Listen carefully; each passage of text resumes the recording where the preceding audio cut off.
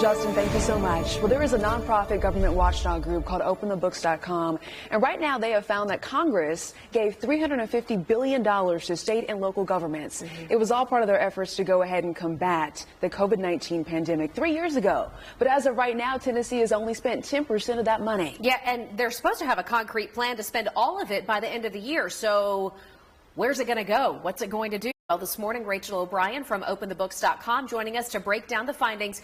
First of all, let's talk more about how much we got and how much has been spent. All right, so this was all part of the American Rescue Plan Act back in March 2021. And Tennessee received $3.7 billion in aid. As we know, the president announced the end of the COVID-19 national emergency back in April of 2023.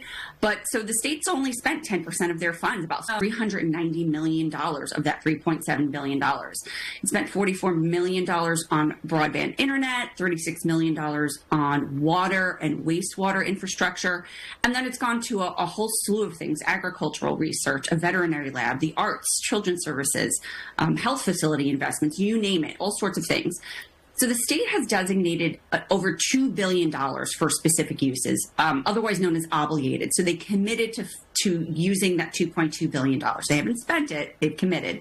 Then there's still another $1 billion that has to be obligated by the end of the year.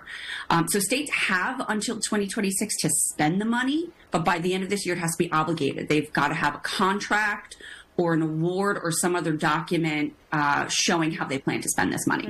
All right, so they have until 2026. Rachel O'Brien with Open the Books, thank you so much for joining us.